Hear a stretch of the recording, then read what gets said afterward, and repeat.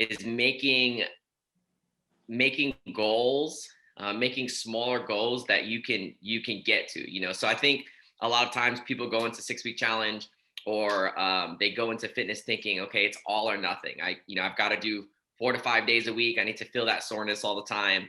And that's not really, that's kind of tough to do. There's not a lot of people that can just go in and just become disciplined overnight, or stay motivated for 5 or 6 days a week, myself included. And I've been doing this a long time.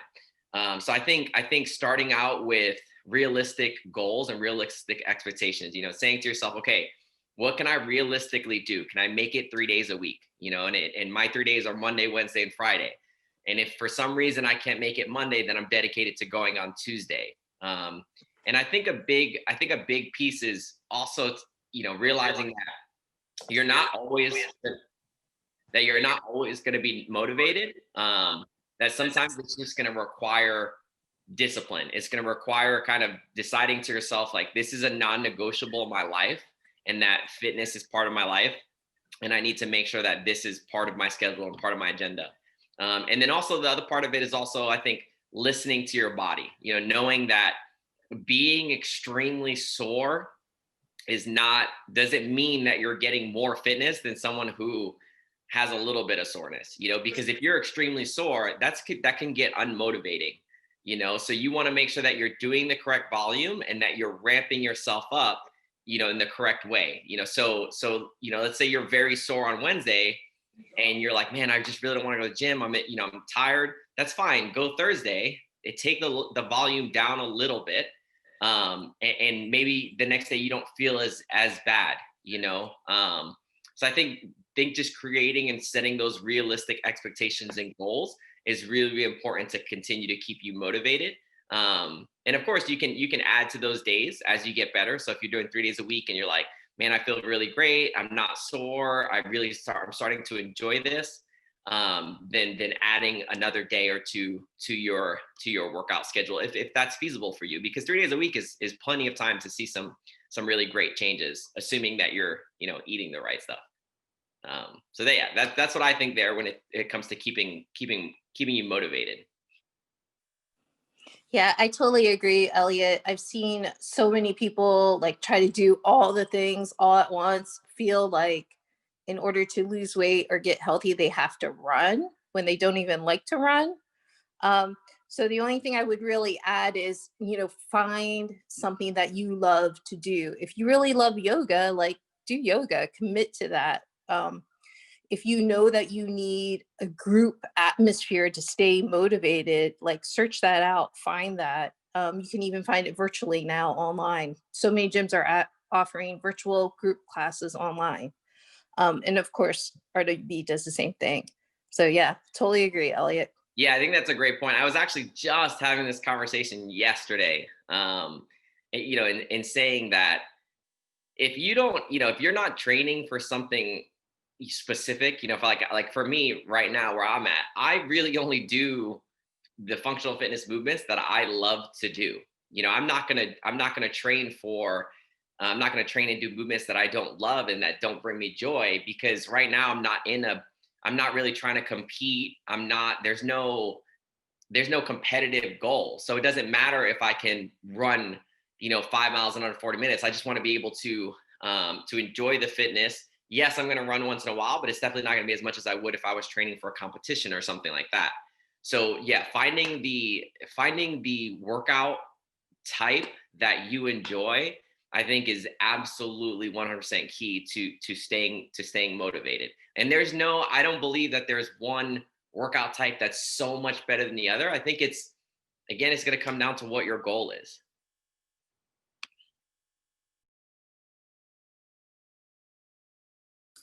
Does anyone have any questions here that they'd like to ask? So I do have a question, Elliot. Sometimes like Cindy was saying, pick a workout that you like to do, but say like you were a triathlete and the whole time you were training, the whole big thing was like train on a tired body. And it's all about, that whole endurance side of it. but it really does wear you down after a continued working on a tired body. Um, and of course, like most people who train for triathlons follow a plan.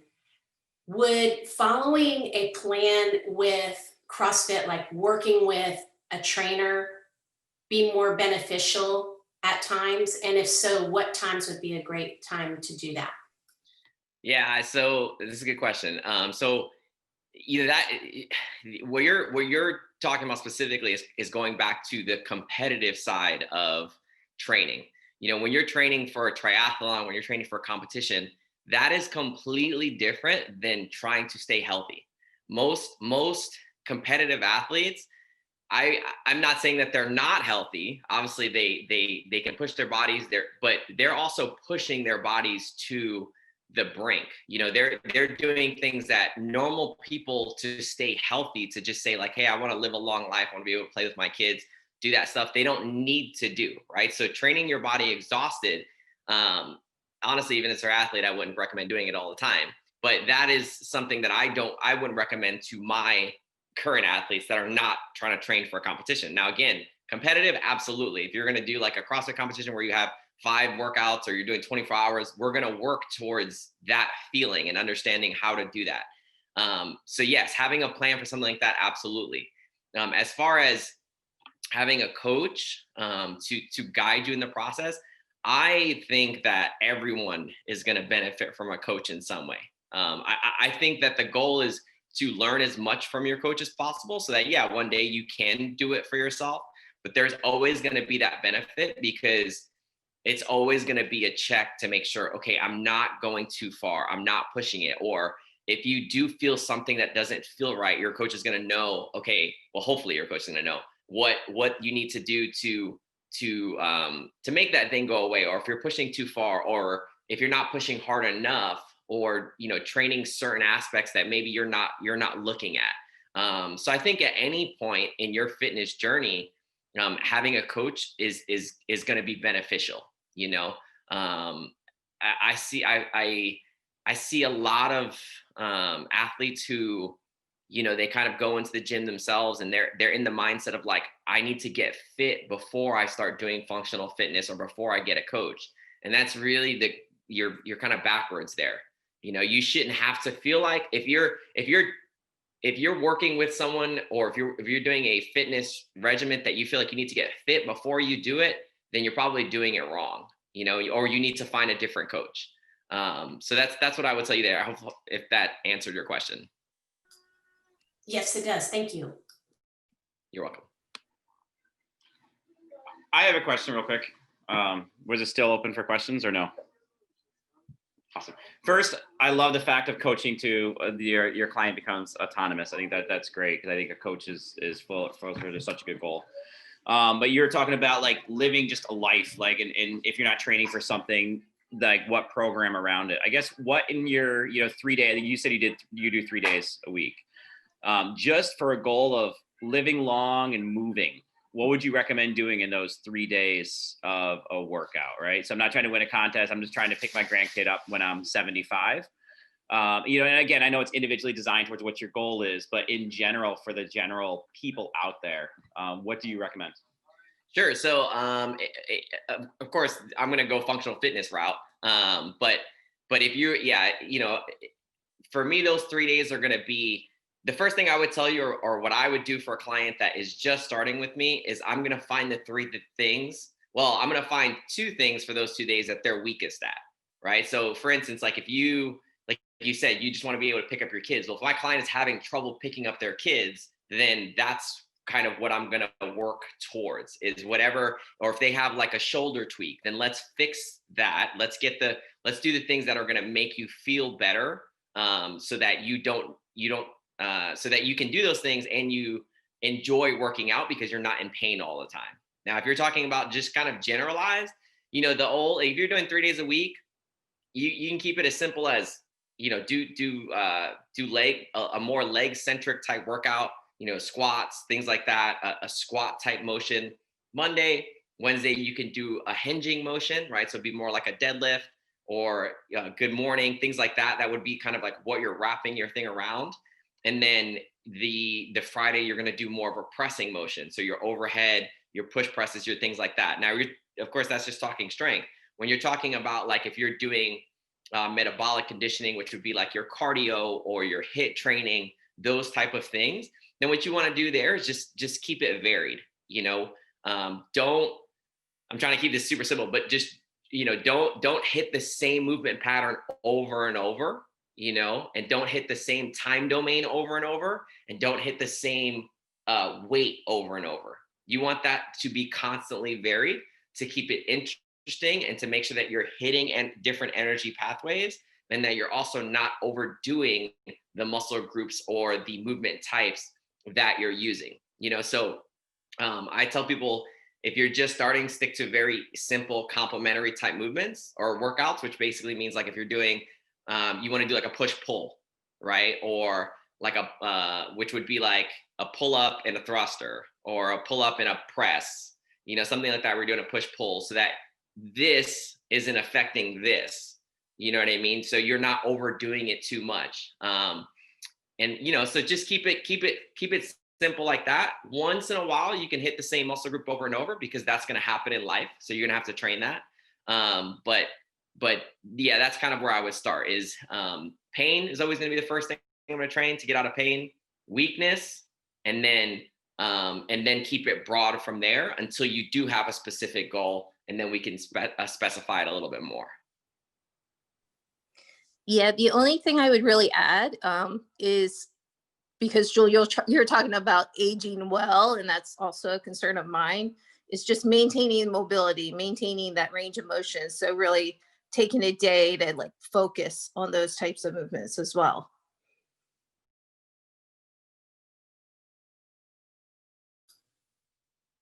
I have one question to add to what Joel was saying.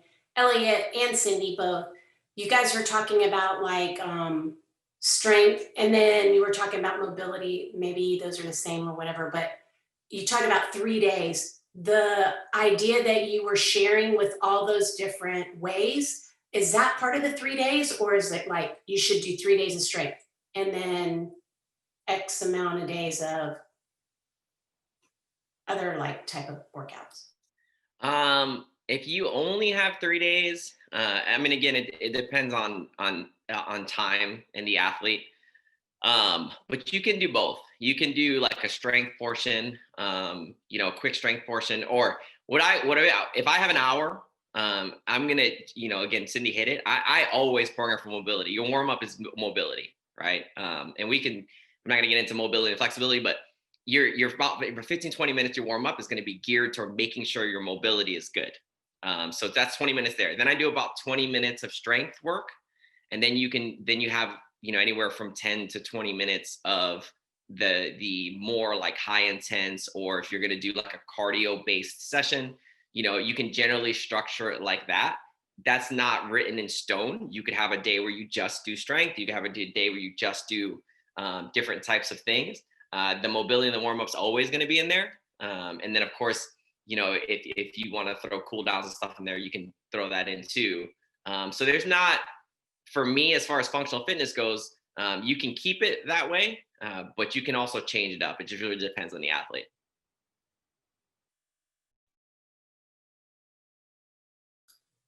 That's great information.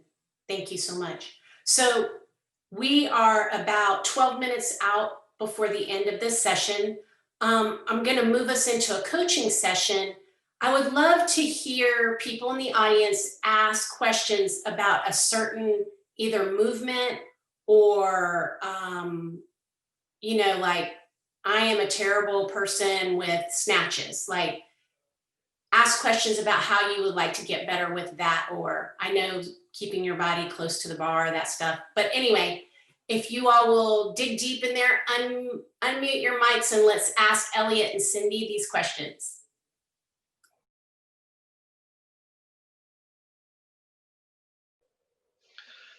Okay, I've got one. I'm actually pulled over, so no worries here. I'm curious. So I've been doing functional fitness for quite some time. I've gotten through the whole process of being able to do pretty much all movements kind of associated with CrossFit. Was even teaching. I had my level 1, although they keep extending it with COVID, although it expired in June. I have never really gotten that great at burpees. Like, I can do them at different points, and I always find them very taxing. Is basically, like, how do you guys think about, like, is just doing more? Like, if I'm like weak in something, say, okay, just do 50 a day then and see if that builds up, or is it better to do some incremental thing, or is it maybe even just the way I'm doing them, I'm not maximizing? So even though I've coached it and stuff, I'm still like, it just seems to be one of those movements that really taxes me. And I've got some joint issues, so it bothers me at times, but I'm just trying to find like your guys' approach. If you have a certain movement that you think you're weak at, what would your outlook or your view on how you would want to improve that specific movement? You want to go, Cindy, or you want me to take that? Okay. um, okay. So the way I look at when somebody comes to me and they have a movement that is weak, the first thing I'm going to look at is, okay, why do you feel like it's weak, right? So if it's like you said, it kind of just taxes you. Does it cause pain, or did you just get tired fast? A little of both, I would say. I mean, honestly, sometimes I feel it's a cardio thing. I go up and down with my cardio. I also bike. I do a lot of rucking as well.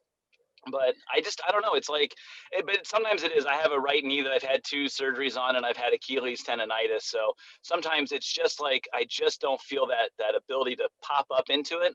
And then I've had some days where, like, the set of requirements, is short enough that I feel I can get through them quicker. But it's like, Yeah. I just never feel like I've mastered the burpee. I don't know. Yeah. So burpees, so I guess I'll just tell you what I see most when it comes to burpees. One of the things that we do I think one of the things that we do very well at our gym is we analyze and break down every single movement, no matter how simple it is. Burpees is one of those movements where people just feel like it's just get yourself on the ground and stand up, and it's not really the case. With a burpee, so first of all, burpees is very taxing on, like, if you can't reach the ground or if you have low back pain, then burpee is going to bother you. You're going to get taxed very easily, very quickly. If the other thing the first thing I pay attention to is how are you getting down to the ground, right? So what we always recommend is a wider stance on the burpees, so that when you go and you reach down towards the ground to, when you're going to that part where you're touching the ground, that your feet are still firmly planted, right? If you go on your toes a lot, or really at any point in a burpee, you really shouldn't be on your toes until you actually jump. You should be flat-footed the entire time. And when you kick back, you're keeping and maintaining that wide stance. When you kick back up, and the other thing is drop, right? So we don't want to do the push-up. We just want to drop to the ground. Right. Now, when you're coming back up from the burpee, it's more of a curl. Like, we don't do a push-up out of the burpee. If you ever seen like a baby get off the ground, they curl the upper body up first, that's why that's a functional movement, as long as you're not overextending the back. And then kicking the feet as close to the hands as possible, but again, maintaining a flat foot. The more you come on your toes, the more taxing a burpee is going to be. All right, because you're just using quads, right? You're not using the whole leg. You're kind of like isolating the quad. So flat feet, really, really important. And then staying on the flat feet, and then a very small jump. Now, the other thing, like, if that's all sound, if they're not, their butt's not too low when they come up, they're staying flat-footed, they do the jump. The other thing is, now you have to start looking at your pace. All right, everybody loves to blaze through burpees, and when I tell you, and Sydney can attest, burpees is my jam. Like, I have done an insane amount of burpees all at once. It's pretty disgusting. But the reason why I can do that is because I pick and choose the pauses that I take during the burpee, right? So I take a very quick pause on the ground. I do a jump that's about this high. I do a very quick pause when I come down, and then I continue to do that. So I can I have a maintainable pace, right?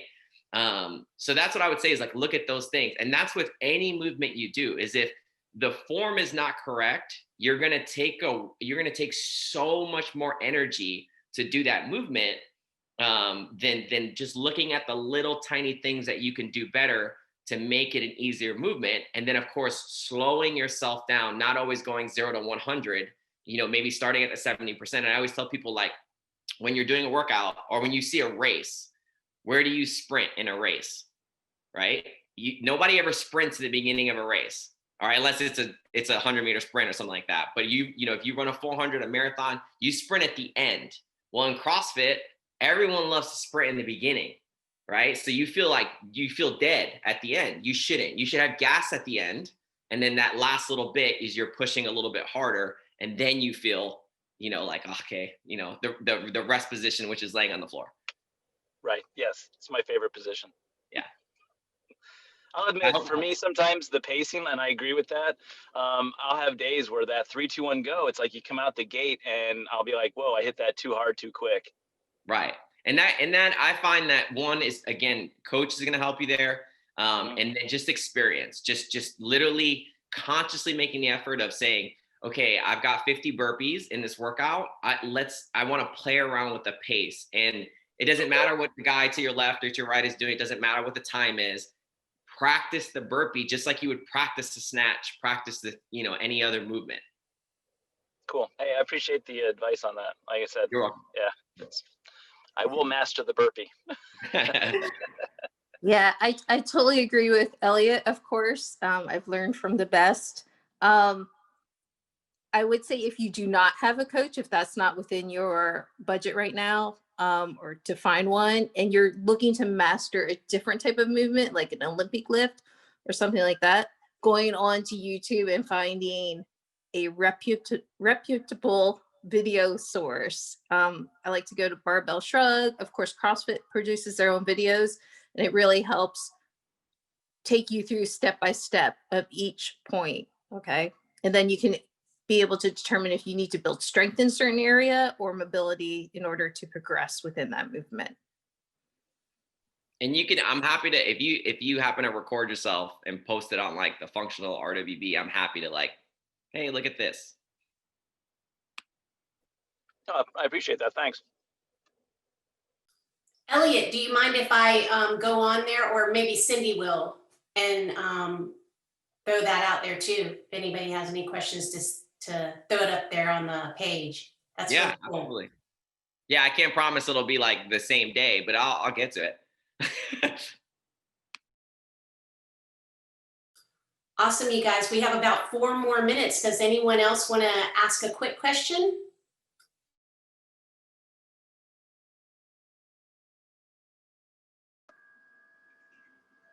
Hi. I do strength training mostly, but it's mostly like boot camp. So I was not familiar with the terms AMRAM, EMOM, all the tempo stuff. So with doing the tempo squats in our last one, I guess it was more like time under tension. I'm not sure, but I just felt like I wasn't doing it fast enough. Like I did the 3, 3, 1, 1, and I guess going down 3, holding for 3, up 1, hold for 1. Okay, well, I wouldn't be opposed to a demonstration. Just to see that I was gonna.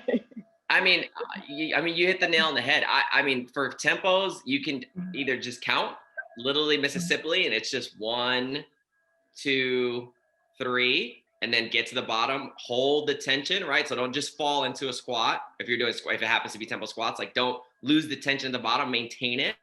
And then 1 Mississippi, 2 Mississippi, 3 Mississippi, 1, 1. I mean, it's as simple as that. And when you're dealing with tempo, it is absolutely, Cindy's demoing over there.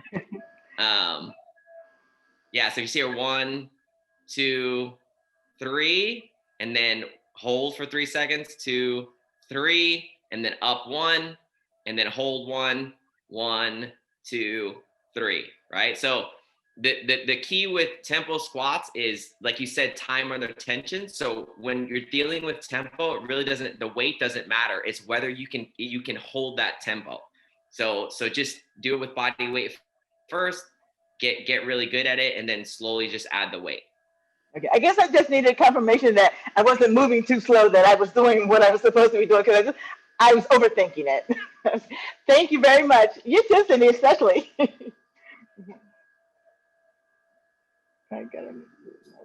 Great job, Valeria.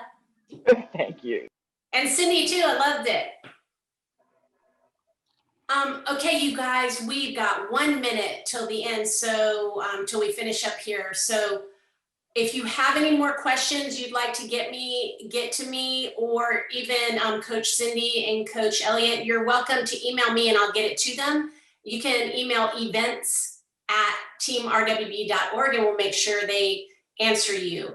But also, thank you for joining us on this final call for Take Flight. I hope you all learned as much as I have on these calls. The coaches have been amazing. And so before I finish up here, 2 people have won this week's, also, I'm sorry, you guys, Elliot just put his email on there too. So if you want to get a hold of him directly, so look in the chat, you'll see his information.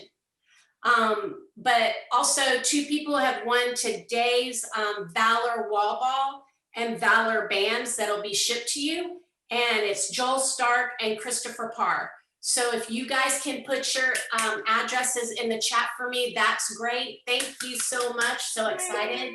Thank you. And then a great big gigantic thank you to Elliot and to Cindy for being on board with us this whole Take Flight journey. They have been phenomenal. They have volunteered their time. It means so much to us, and it's just been very special. So anyway, that's about it. If you have any questions, please reach out. If you have any feedback, we'd love to hear it so that we can get better and better and better by bringing these types of activities to you guys. And stay connected on the Team RWB app. And Cindy has Team RWB Functional Fitness Facebook group page. And Cindy, do you guys want to say anything? Cindy and Elliot? I'll just say thank you for having me on here. And again, I'm really happy to help you guys out in any way you can. So if you have questions, feel free to ask. And my big thing is just know that pain is not pain doesn't need to happen to be fit. Soreness doesn't have to be crazy. You know, find a thing you love and stick with it. And if something is not feeling right, just ask for help.